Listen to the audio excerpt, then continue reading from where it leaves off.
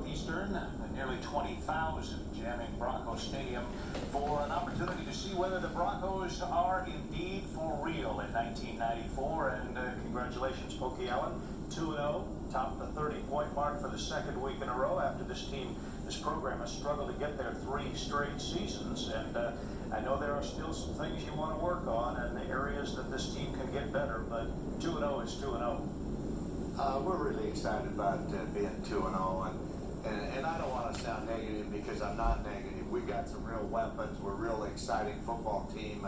We can do a lot of really great things, but we just got to clean up a lot of the things we're doing wrong. And we got so many new players. We keep finding ways to make mistakes, but this is going to be a good football team. And I like so much of the team, but we still don't do the everyday, the little deals every day, every time. And when we do that, we're going to be a good football team, but we still don't do that.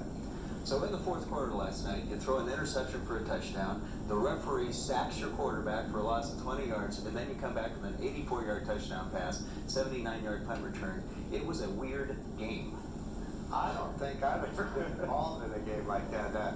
You know, we're so down, and I knew this team would hang in there. I wasn't sure at the time we were going to win the football game, but I knew we weren't just going to roll over and let them win it. But I never thought the things would happen like they did happen. I mean, that was a definite change of momentum. I've never seen anything like that. Well, let's take a look at some highlights from the first half of the Broncos game with Cal State Northridge, and an opportunity to see this team in action. An early peek at perhaps some future Broncos stars. He could go. Pokey Allen and the staff maybe peeking a look out of the locker room at Different-looking group of offensive football players here. Offensive line. Yeah, they had a big offensive line, and we really did a great job of stopping them from running the football. Their quarterback was pretty good. We had some problems with him. And defensively, they were very big as well up front, and that has potential to cause you some real problems. Well, they had a defensive lineman that was as good as we faced, I think, last year and this year. He caused us some problem. There he is right there. Caused us a lot of problems. But I think we're a little spotty early offensively. We had some real problems with our offensive line not being healthy. They made some real good plays. I liked their quarterback. I thought he did a great job. Boy, everybody did. And kids in the defense were very impressed with J.J. O'Loughlin, his ability to get that ball upfield in a hurry. How much of it was his ability, and how much of it could have been prevented by your defense? Well, I think we just let him outside way too many times. And when he got outside, he got all that time, and they got some pretty good wide receivers. So we had trouble containing the wide receivers. And I thought the defensive backs played better than they had been playing. And by contrast, their defense gets you off balance. You're giving Tony Dooley fits, and now all of a sudden they've got the momentum, and they're making a little yardage. We did a good job down here in short yardage, and I'll tell you one thing about our defense: they don't quit. They made some great plays down close to the goal line in the last 2 games, and Still only gave up 12 points. Did you expect it to be that kind of a game, scoreless first quarter? no, I expected to move the ball a little better, you know, but we have not been stable in our offensive line, and that's caused us some problems. You know, Toyos was playing injured, and as soon as we get our whole offensive line together, I think we're going to be a lot better. Nice to see Lee Schreck in the books with a touchdown. He's been a great contributor after the frustrations of being a backup quarterback and being moved from quarterback. And how about this? Eric said they can't catch it. Looked like he was in trouble there for a second, but he did. You know, that's what's nice about having your quarterback hold. You know, sometimes you get things like that. You know, 8-0 makes a big difference. This was one of the few runs they had. We blitzed an outside linebacker, expected sprint out, and they came with the draw. Just got that ball over Chris Cook. And the slant down to the 5. And linebacker was out of position on that, and they go in for the score. He fumbles before, just as he gets over the plane of the line, or the goal line. He got a lot of short kicks last night, but Willie Bowens made some things happen again. we're close to breaking the kickoff return. I told Willie to keep hanging in there because we're going to get one. Well, he's going to get a few opportunities if you keep putting points on the board like you have in the last 2 weeks. Hildy has been throwing great. You know, I don't think he was quite as sharp as he was the first night, but he's still throwing great. He didn't hit the long pass that I thought he would. He had 6 times he went deep, and I think he was 0 for 6. But he's got to hit about 2 or 3 of them, and if he did that, we'd have scored 3 more touchdowns. Casey Adams' 3rd rushing touchdown of the season, and Broncos go for 2 again. Big play. Great catch by Ryan Akebe in the back of the end zone. And we got to get Ryan Akebe the ball a little bit more. I think he's our top receiver, or amongst our top receivers, and he's got to catch more than 2. And you know, Casey Adams, what can you say? He will make you miss. There's no question. 2nd straight 100-yard game. Another great pass to Lee Schrack. I think our kicking, as we get more stable and solid in our blocking, is going to get better. Erickson missed 1, but it was awful close. I thought it was going to be pretty good.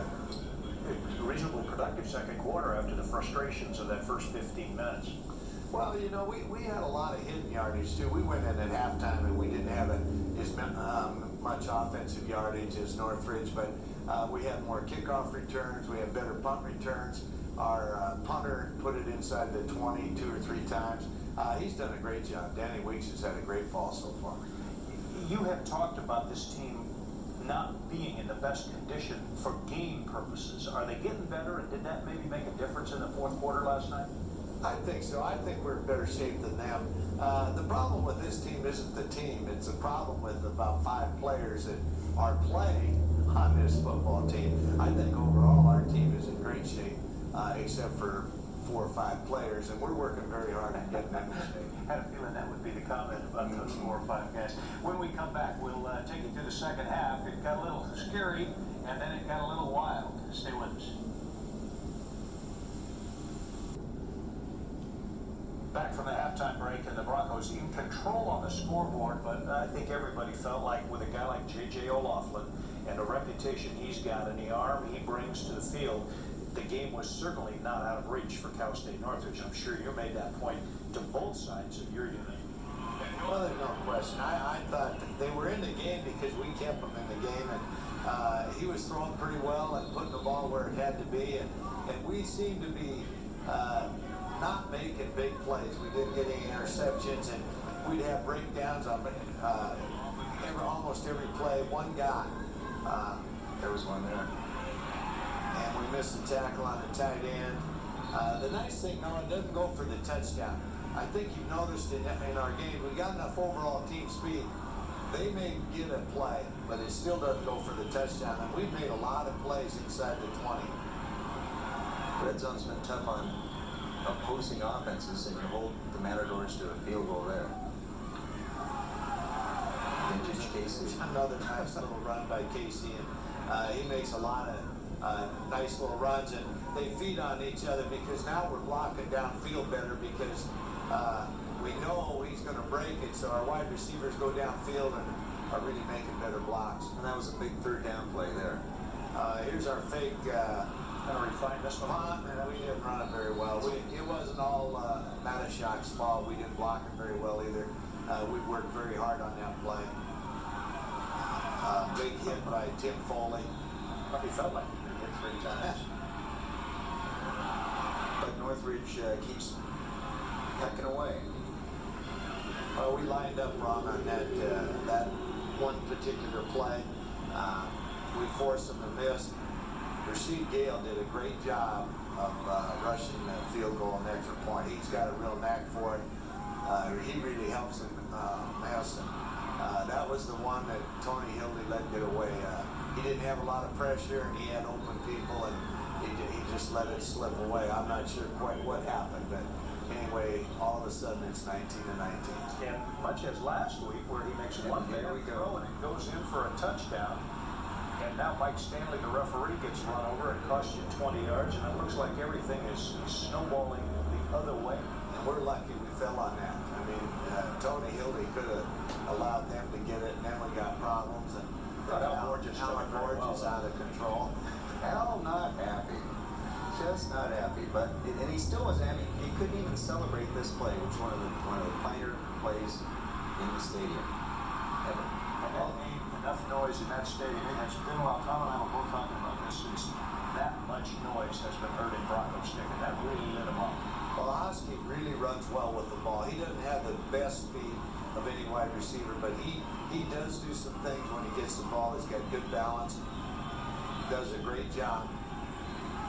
Defense picks a great time to stiffen Stephon Reed there. And now the second magical moment that kind of separated the home team from the visitors. Well, he over-punted his coverage. We got some good blocks in there to spring him. And once he's in the loose, he's got a great chance. He makes people miss.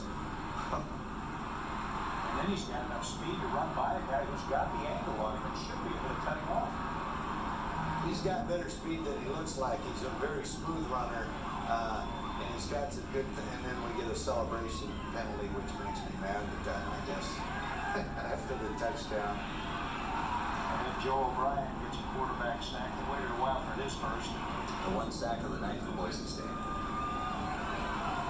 You know, he threw so fast. He did do a good job of throwing, but I think if we'd have kept him in the pocket, we'd have got some sacks. And here's a nice little run by Willie Bowens. And I think we got two really fine tailbacks. Casey Adams, what can you say? But Willie Bowens is also a very good player. And this is great to see. This is something we haven't seen in the stadium. It's the lineup at the end of the game. The sportsmanlike. Well, we've always done that. I think it's a good touch. I mean, it's not brain surgery. It's actually a game, and I think it works out. Broncos over 400 yards for the second straight week, 389 for Cal State Northridge. Individually, Tony Hill, the 18 of 32, 252 yards, 2 TDs, and the 1 interception. Minus 20 yards rushing, ironically, the exact amount of his sack by the referee. Casey Adams, 129 yards, another 100-yard game, and 257 yards all-purpose, 11 short of a record. There are 3 punt returns for 101 yards. Lee Track leading the receiving parade with 4 catches. Richmond, Keeby, and Howski with 2. Jared's second 100-yard game as a Bronco. And some reaction from very happy Jared Howski. I'm really positive about our offense this year. We have a lot of weapons and a lot of positives from last year, and we can handle a lot more plays. The O-line's a lot more disciplined. I think everybody's a little more mature and ready for some more stuff. All Coach Allen and Coach Gould, the 2 punt return coaches, my 2 punt return coaches tell me is trust my blockers and get to the wall, and after that, just don't let the kicker tackle you. And that's basically what I did. I think Casey trusts himself, too. Stephon Reed, a busy guy last night with 8 tackles, DeJuan Miller 7, Travis Thompson 6. And elsewhere defensively, Joe O'Brien gets the 1 sack on the night, and Rashid Gale the 1 interception, and reaction from Stephon Reed and Joe O'Brien. We needed to come out, and it was a big step because we needed to come out flat around. We were really hesitant last week, and we took a step up physically. I think we got a lot more confidence in our team physically this week. When we're down, I think we make plays to come up. Guys step up and make plays when we need to make plays. I'd like it a lot more sound throughout the whole entire game, but I think that we stepped up when we needed to and did a great job. Sound will be the word against Nevada. Danny Weeks, 34-yard average, hurt by 1 bad punt, but had 2 key punts inside the 20 once again. Willie Bowens, another fine night on the kickoff return squad. The average a little deceiving because of a lot of short kicks last night. So, and of course, we've seen the numbers on Casey Adams and the special teams. I mean, I'm sure you're going to be proud to take credit for being the special teams coach. They played well. We really improved over last week. But you got talent, you got some good athletes. We got speed on defense, so we should be a really fine punt return team, and I think we will.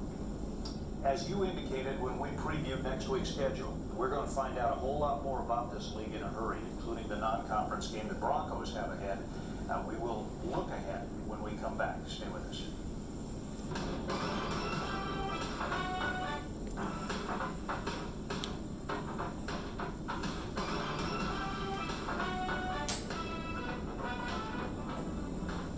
That 1 win, I think you said they're 1-8 at Bronco Stadium against Boise State. mm-hmm. They're looking for more this week. Well, we'll take a look at the rest of the conference results from yesterday after we meet a few of the stalwarts in the defensive line. The old saying in football that the games are won in the trenches, and the Broncos have got some very able-bodied people in that area, on defense particularly. Opposites attract. Usually it's used when talking about relationships. However, in this instance, we're talking football, particularly the Boise State University Broncos defensive line. It's almost like a melting pot. This melting pot is made up of 8 members led by senior defensive ends Joe O'Brien and Chris Shepard. They're flanked to the inside by junior college transfer Travis Thompson, while Sione Fafita and Matt Weston have split time at the other tackle position. Mix in highly touted Jarris King and quality reserves Chris Wing and Eric Nielsen, and this is a close-knit, talented group in which each member realizes the importance of others. All like brothers on the line, we try to stick together and just, I think that's what makes us such a good D-line, is that we, have unity, and we can all trust everybody next to us. About those guys, wild hairdos though. Thompson with his little twirly thing on top, and Sione, he's got it all going on. That's great. That's what you need on defensive line. You need some wild and crazy people that like to hit people, and I think that's what we have. If these guys were actually brothers, Shepard in his 6th season at Boise State would be Big Brother. And just like in 1984, in 94, Big Brother is watching. Some guys kid me about being the grandpa on the team because I've been here for 6 years, but I just try to lead by example. Unfortunately, Shepard, who sat out last year due to a knee injury, did his watching from the sideline Saturday after re-aggravating his knee during practice. He is questionable for the Nevada game. Through 2 games so far in the 1994 season, this unit has played like a line that's been together for years. In fact, they've been instrumental in the Broncos' early season success. But as together as this group of players has played on the field, off the field, there's no mistaking their individuality. Home improvements, I could show. Sports, any type of sports. Beavis and Butthead. Days of our lives. That's days to us regulars. So what does their leader think of this unique group of individuals? Everybody really hear one way or the other, and I don't even pay attention. I just when they're hell, they all look the same to me anyway. So. That, of course, is the bottom line on the D line. Bronco Spotlight. I'm Larry Martin. This good group has potential to make an impact in this league before the season's done. Utah all over Idaho State last night, 66-0. As you look at the Big Sky scoreboard, Montana State, huge win in Nacogdoches, Texas over Stephen F. Austin. Montana all over Carson. Nevada coming to Boise State. It's a great game for the fans, and I would guess that with a few California kids and Reno in between here in California, there's no lack of emotion among the players and the coaches as well. Well, I think it's going to be a big game for us, and I'm really excited about it, and I think our coaches are really excited about it, and I know the players will be sky high, so it'll be an interesting situation for us. We got to step up our play, and maybe that's what it's going to take to step up our play, to do all the little things that we have to do to be a good football team. We got the weapons, and I'm sure Reno won't take us like last year when we didn't have a lot of weapons, but I'm sure they'll be interested in us. Chris Ault, a face and name very familiar to Bronco fans over the years. He built a Nevada program from a struggling Division II mediocre program into one of the best 1AA teams in America, and now they moved to 1A, and they very much look forward to coming to Bronco Stadium and continuing to renew this great rivalry. We're a very inexperienced team, Larry. We were very disappointed the way we opened up against Northern Arizona. I think we're better than what we showed. We found a way to win it, but we didn't play very well. And I think the team, what you're going to see in this Nevada team, is each week they'll get better and better and stronger and stronger. The Boise rivalry goes more than just the football aspect of it. It goes to our fans having some fun and your fans having some fun. It's been a lot of fun through the years, and we want to keep it going. Well, the rivalry last year took a very sour turn for you. Not only did you lose the football game, that's the day you lose Chris Shepard for the season, and a very frustrating game as you reflect back on that one. You'll see some plays out of that game that I'm sure leave a sort of a bitter taste in your mind. Yeah, we didn't play very well. We were very inexperienced, and we really weren't ready for prime time, and they had a quarterback, Vargas, that was, I thought, very, very good. And I don't even think the score was indicative of the game. They beat us badly on the scoreboard, but they were a much, much better football team than we were. It was a turning point that way last year. Could this game be a turning point the other way this year? I sure hope so. This is the point in the season where I was hoping we'd be 2-0 and we get a chance to see what we can do, and that's what we're going to see. Well, as many new names and faces as there are on this Bronco roster, make no mistake, there are a lot of guys who remember that game at Mackey Stadium in Reno last year. I was a freshman in the finals, so